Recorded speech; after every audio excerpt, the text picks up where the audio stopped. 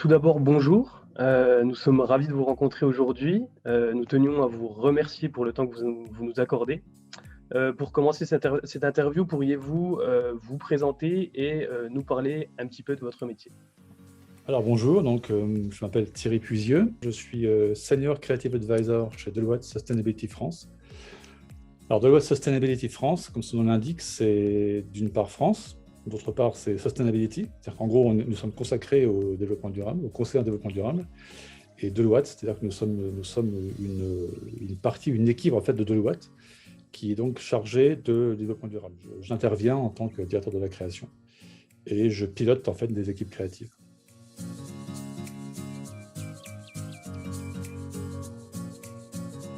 Dans le monde, c'est donc Deloitte, pour dire à l'anglaise, c'est 310 000 personnes dans le monde entier, 7 000 personnes en France, et donc notre équipe, donc Sustainability, c'est 120 personnes.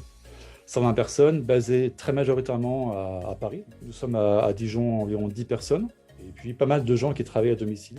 Deloitte a, bien avant la crise du Covid, pas mal poussé la délocalisation et puis le travail à distance.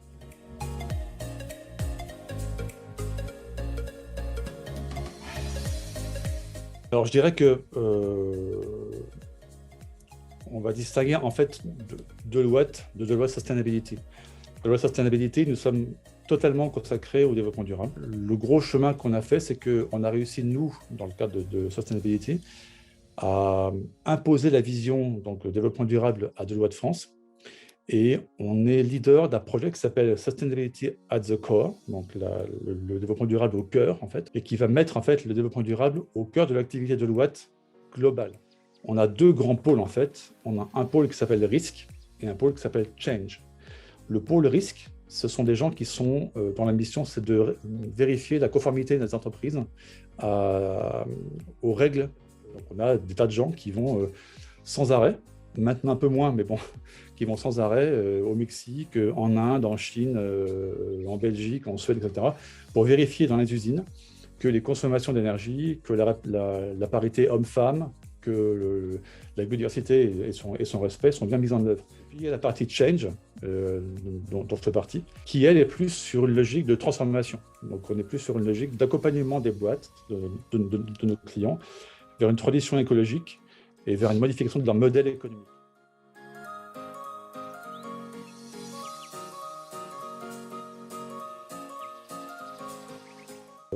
Valoriser les marques les plus vertueuses. Et chaque message d'une entreprise qui est vertueuse peut servir à ce que ses publics consommateurs, un public partenaire, un public professionnel, à ce que chacun de ces publics en fait se transforme via ces messages et se dise « Ah oui, tiens, cette marque-là se transforme, cette marque-là donne l'exemple, et moi aussi, quelque part, à mon niveau de consommateur, de citoyen, je vais aussi me transformer. » Si la publicité en fait peut contribuer à cet embarquement des populations et des citoyens dans ce mouvement de transformation, là, on a gagné.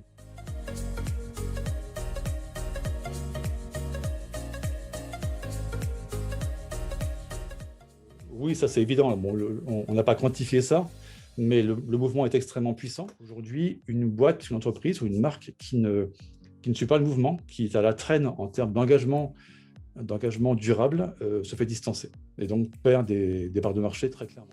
Donc oui, il y a effectivement de plus en plus d'entreprises qui viennent à la RSE ou au développement durable et avec de plus en plus d'efforts et de plus en plus d'investissements.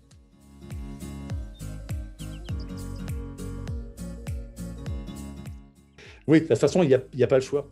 Demain,